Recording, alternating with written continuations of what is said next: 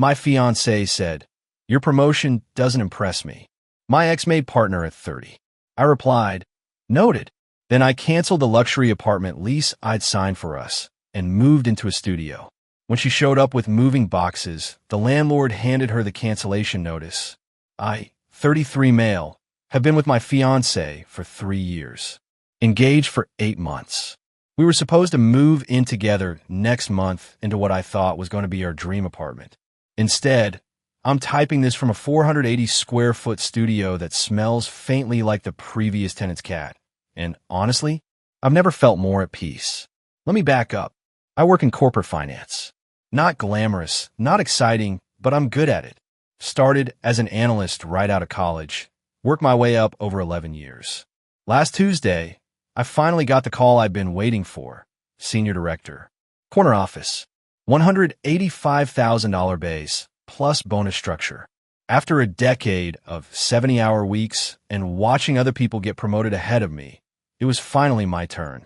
I left work early that day. Stopped and bought a nice bottle of champagne.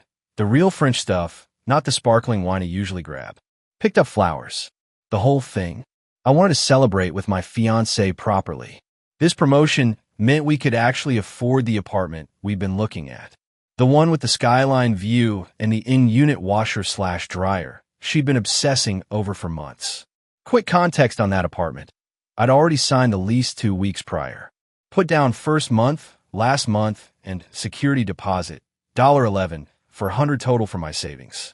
The lease had a 14-day cancellation clause, which I'd noted at the time, but never thought I'd need. The place was $3,800 a month, which was a stretch on my old salary, but doable with the promotion. I'd been planning to surprise her with the keys at dinner. I got home around 5 p.m. She was on the couch scrolling through her phone. I walked in with champagne and flowers, probably grinning like an idiot. Guess who just got promoted to senior director? She looked up, smiled, but something about it fell off, like she was waiting for the rest of the sentence. That's great, babe. Senior director of what again? Corporate finance. Same department, just finally at the top. It's a big deal. Corner office. Significant raise. How much? 185 base. Plus bonus. She nodded slowly. Set her phone down. That's nice. Nice. 11 years of my life, and it was nice. I thought we could celebrate, I said, holding up the champagne. I was thinking we could go to that Italian place you like. The one with the truffle pasta. Sure, yeah. That sounds fine. She picked her phone back up, then paused. You know, my ex made partner at his firm when he was 30. Full equity partner. He was pulling in close to $400,000 by the time we broke up. I just stood there. Champagne in one hand. Flowers in the other. Processing. I'm not saying that to be mean, she continued, like she was explaining something obvious to a child. I'm just saying, your promotion is fine. It's a step, but it's not exactly impressive, you know? You're 33. You should probably be further along by now. I set the champagne on the counter. Put the flowers next to it. Noted, I said. Don't be like that. I'm just being honest. Isn't that what we're supposed to do? Be honest with each other. You're right, I said. Honesty is important. I went to the bedroom, sat on the edge of the bed, stared at the wall for probably 20 minutes. I could hear her in the living room, TV on, acting like nothing had happened. Here's the thing about that moment. I wasn't angry. Not yet. I was just empty. I'd spent 3 years with this woman, 8 months engaged, and in one conversation, she'd made it clear that everything I'd accomplished wasn't enough. That I wasn't enough. That I was being measured against some guy she dated before me and found lacking. That night, I couldn't sleep. I kept replaying the conversation. Your promotion doesn't impress me. You should probably be further along by now. Like I was a stock that wasn't performing to expectations. The next morning, she left for work like nothing was wrong. Kissed me on the cheek, said she'd see me later, mentioned something about needing to look at furniture for the new place. The new place. The $3,800 a month apartment I'd signed for, that she hadn't put a single dollar toward. I called in sick to work. Spent an hour staring at the lease agreement. Then I called the property management company. Hi, I need to inquire about the cancellation clause in my lease. The one I signed 12 days ago. The woman on the phone confirmed I was still within the 14-day window. Full refund of all deposits within 5 to 7 business days. Did I want to proceed? Yes, I said. Please cancel the lease. By noon, I'd found a studio apartment about 15 minutes from my office. Month-to-month lease. $1,200, including utilities. The building was older, the appliances were from the Clinton administration, and the bathroom had those tiny hexagonal tiles that are impossible to keep clean. But it was mine. Just mine. I signed the paperwork that afternoon. Paid first month and deposit. $400. The contrast with the $11,400 I'd almost committed to felt almost poetic. That evening, I went back to our current apartment, the one we'd been sharing for the past year, and started packing. Just my stuff. Clothes, books, electronics, the kitchen items that were actually mine. Anything I'd bought with my money. She came home while I was loading boxes into my truck. What are you doing? Moving out. Moving out?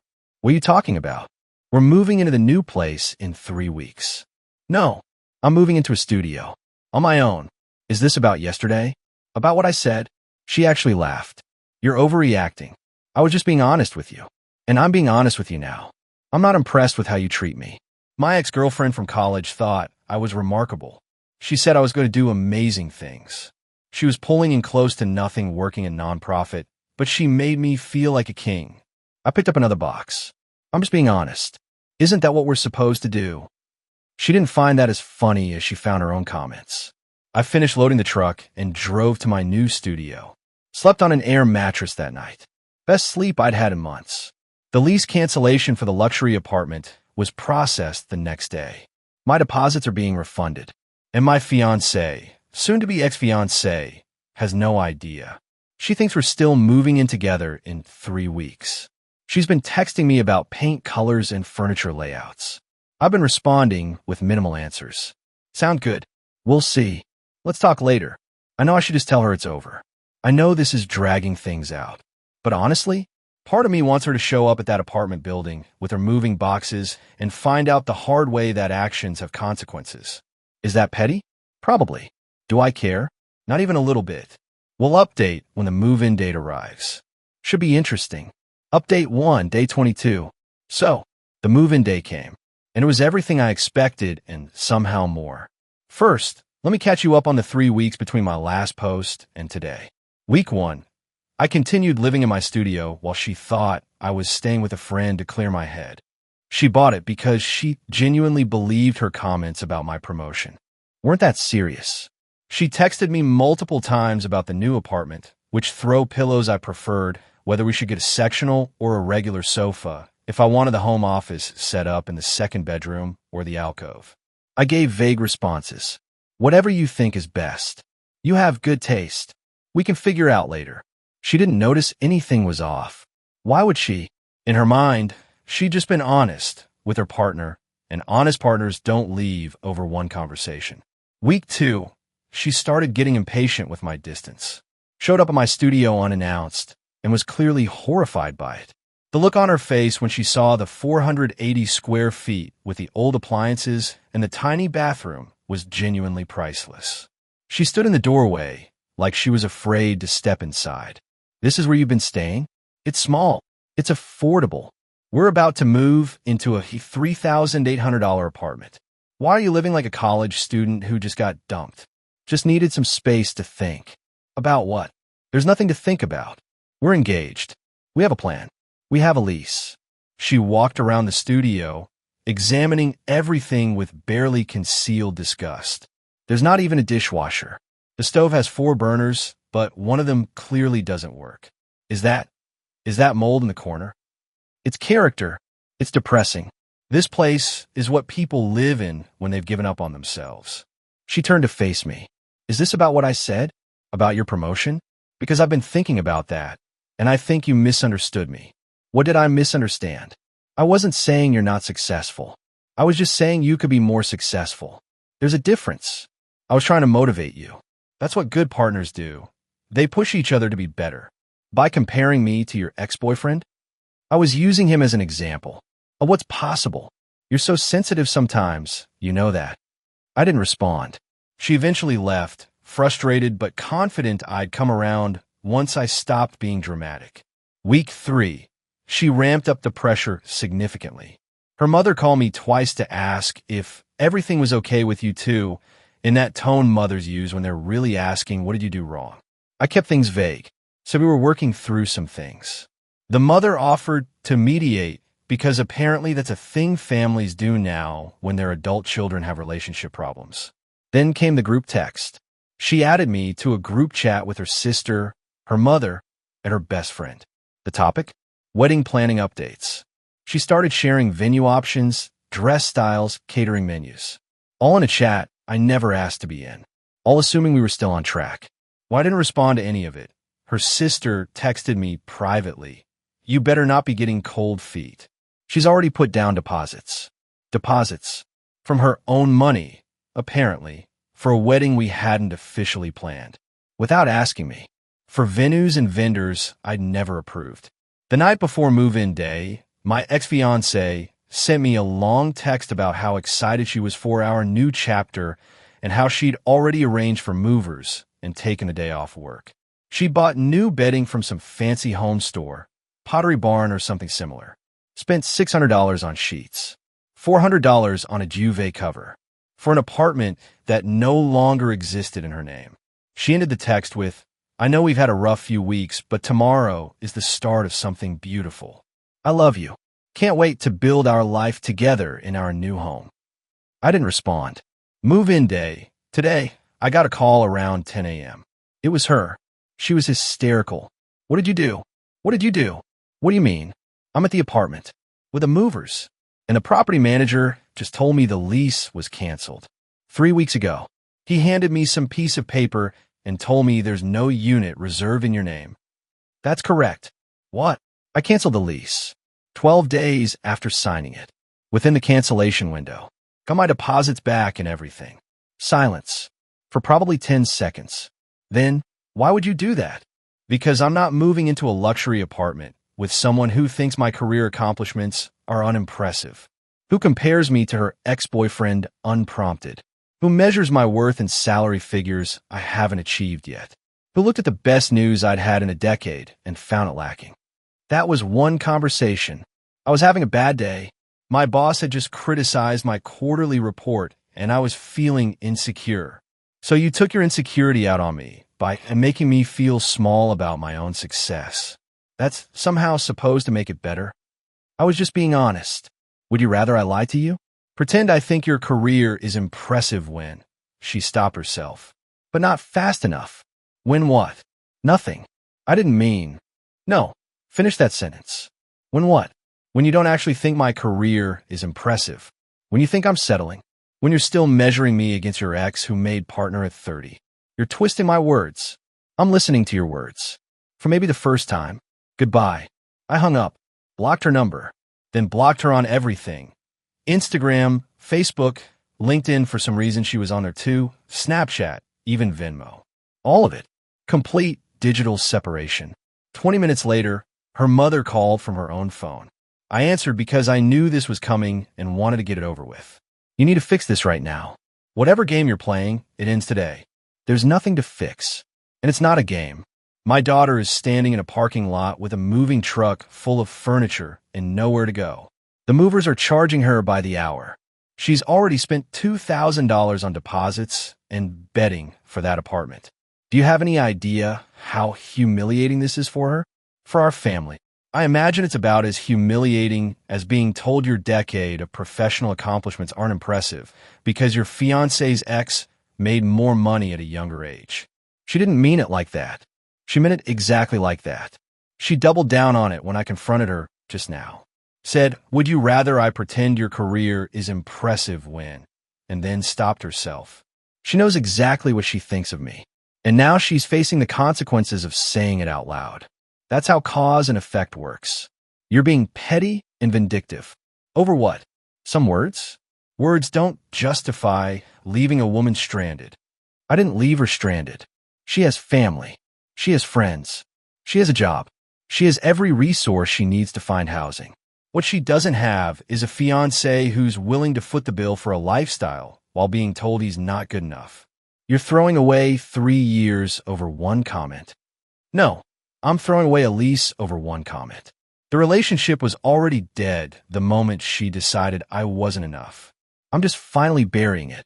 The mother called me vindictive, petty, emotionally immature, and no real man. Said I'd regret this when no woman wants someone so fragile, and that her daughter dodged a bullet. I let her finish her full speech, then said, "Have a nice day," and hung up. Her father texted me an hour later. Just one line. "Real men don't do this to women they claim to love." I didn't respond to that one, but I did screenshot it. Might frame it someday. Currently sitting in my studio, eating takeout from the Thai place down the street, watching basketball on my laptop. The air mattress has been upgraded to an actual bed.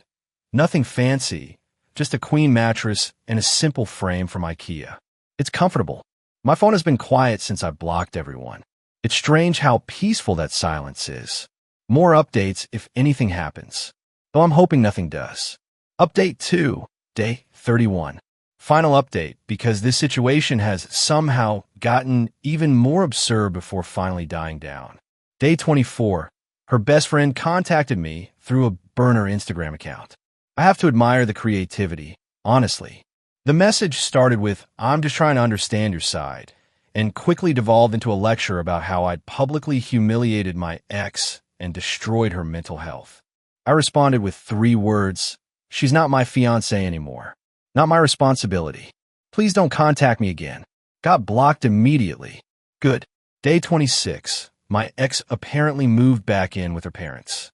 Temporarily, according to the mutual friend who told me.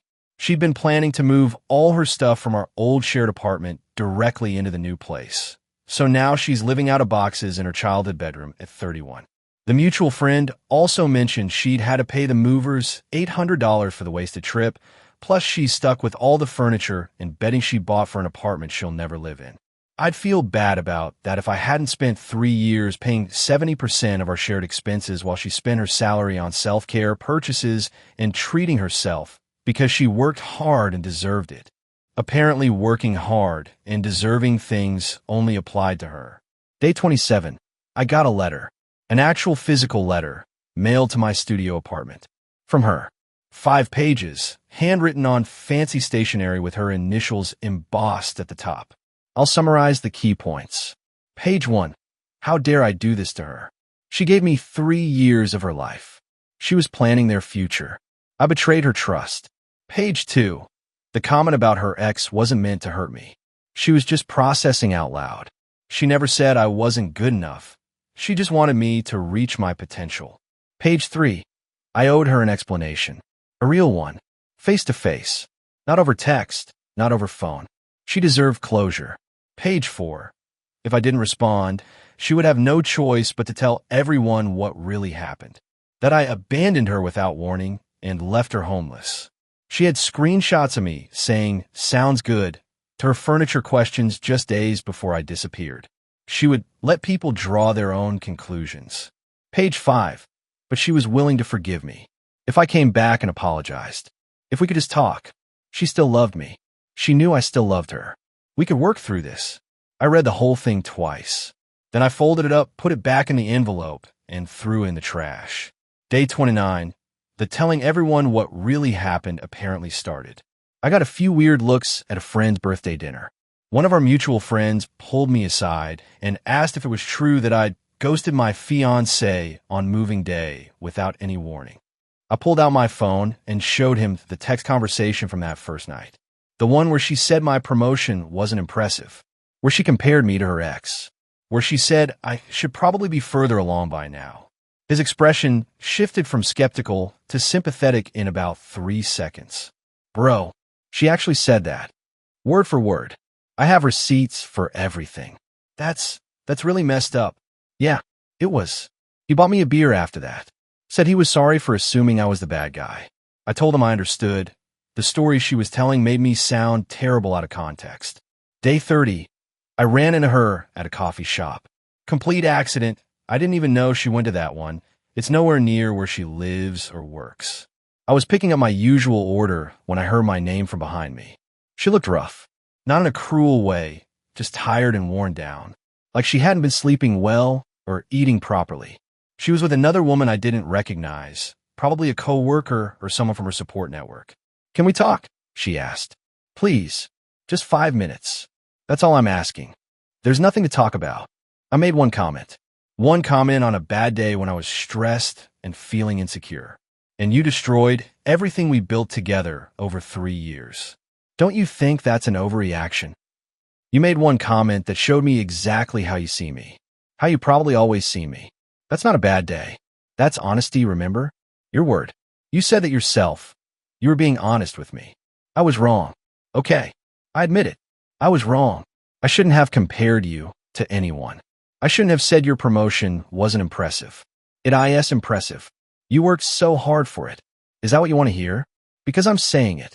I was wrong. 3 years too late. And only because there are consequences now. So that's it. You won't even try to work through this. I tried for 3 years. I tried while paying for most of our life together. I tried while you spent money on yourself and expected me to cover the rest. I tried while you rolled your eyes at my work stories and checked your phone during my conversations. I tried until you finally said out loud what you'd been thinking all along, that I'm not good enough. That's not fair. None of this is fair. Welcome to consequences. She started crying. Right there in the coffee shop, tears streaming down her face. Her friend immediately put an arm around her, shot me this look like I was some kind of monster terrorizing a helpless victim. The barista behind the counter looked deeply uncomfortable. A couple at a nearby table had completely stopped their conversation to watch. I picked up my coffee and walked out. Didn't say another word. Didn't look back. Day 31. Today, her mother sent me one final email. Apparently, she got my work address from somewhere. The email was short. "You've destroyed my daughter. She's not eating. She's not sleeping. She's talking about dropping out of her career and moving across the country to start over. This is on you. I hope you're proud of yourself. You took a good woman and broke her for no reason. All she did was share her honest feelings with you, and you punished her for it. That's not strength. That's cruelty. Don't ever contact this family again." I read it. Then I archived it without responding. Here's the thing. I don't feel proud. I don't feel vindicated. I just feel done. 3 years with someone, and this is how it ends. Her spinning a story where she's the victim. Her family convinced I'm a monster. Our mutual friends picking sides based on whoever got to them first. But I also don't regret it. Not for a second. Because here's what I know. I spent a decade building a career I'm proud of. I earned that promotion through work and sacrifice and long nights and missed opportunities. And the person who was supposed to be my partner looked at all of it and said it wasn't impressive. Said I should be further along. Measured me against someone else and found me lacking. That's not a bad day. That's a worldview. And I'm not spending my life with someone whose worldview treats me like an underperforming asset. It's been about 6 weeks since the move-in day disaster. Things have settled into a new normal. The studio is actually growing on me. I bought a real couch last weekend. Nothing fancy, just a comfortable gray sectional from a furniture outlet. Put up some art on the walls. Got a decent coffee maker. It feels like home now. Small but mine. Work has been good. The senior director role is challenging, but I'm handling it. My team seems to respect me. My boss mentioned I'm already being considered for the next level in a couple of years. Imagine that. Further along than anyone expected. I haven't heard from my ex directly in 3 weeks. The mutual friend network has mostly calmed down. A few people chose her side. A few chose mine. Most just awkwardly avoided both of us, which is honestly the smartest move. Her mother's email was the last contact from that family. I sometimes wonder if any of them have reconsidered their version of events. Probably not. Entitled people rarely do. They just find new narratives that keep them as the victim. Some nights, I still think about the good times. 3 years isn't nothing. We had real moments. Trips we took. Inside jokes. Comfort in familiarity. Losing that hurts, even when the loss was necessary. But then I remember that comment. The dismissiveness in her voice. The casual cruelty of comparing me to someone else while I was holding champagne and flowers, trying to celebrate with the person I loved. And I know I made the right call. I'm not living in a luxury apartment with a skyline view. I'm living in a small studio with hexagonal bathroom tiles and a view of the parking lot. but I'm also living without someone who thought I wasn't enough. And that trade-off? Worth every square foot I gave up. Thanks for reading. Take care of yourselves out there.